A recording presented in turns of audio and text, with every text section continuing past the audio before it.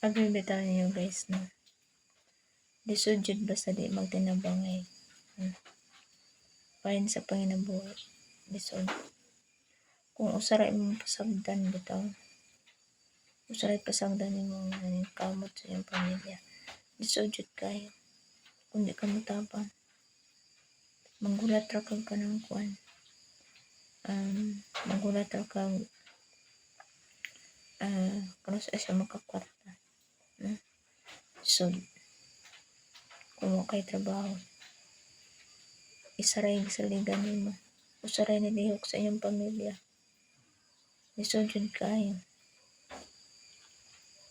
Sa kaon lang daan. Sa kaon lang daan, di mo maglisod. One day, one eat jud mo. Kung usaray magkuan, usaray mag lihok, usaray nangita. Kung feel nimo nga kaya nimo nga mukuan, dili ka mangitag kuan, dili mo timbangan ang kuan, dili mo timbangan imong kauban nga mangita og kuan kanang kwarta, no? Bahalag gamay bitaw guys, no, ang imong kita sa matag adlaw. Bahalag gamay, basta kanunay makapalit ra kag kanang 2 ka kilo, 1 kilo, at least naa. At least naa. Kami bitaw sa una, gagmay pa mi ato sa una. Wala pa mi tarong puyanan. Wala pa mi tarong balay. Bisag asa pa mi muramig ka ng iro nga kanang naputlag og ikog, bisag asa ra maabot. Pero sa unsa ra man mong kuan sa una guys, basta mga kaon lang, sa mga kaon lang, maligya ni utan, maligya ni suka, tubang, na ba, tabang, timbang. So, kung nanglisod mo karon, isa ray ni saligan ninyo. Kano sa pamang kadiya mo lihok. Unya tibuwang na ka. Kanang nag-edad ka og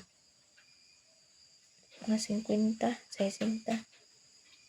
Kay may dayon kas may kay sa una ni kuan kun kamot ko. Ulahin na ang pagpaningkamot.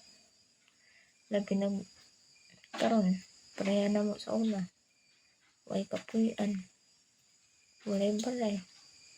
Bisag asa ra mamuyo. Kung di maangayan, lampot ka.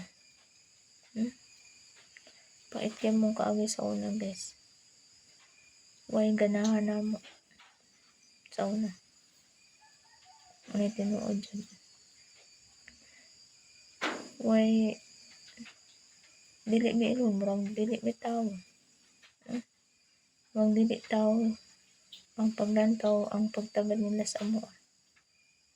Diyan tinuod. So, yung kamot diha, mintras batanon pa ka. Kay dili ko uday ang tanan. Basta batanon pa ka. Basta na kay pangarap sa buhay. Sabayan po na nimong kuan pagpaningkamot. Proven and tested na po na ako ni. Sa una. Una-una na ako sa una.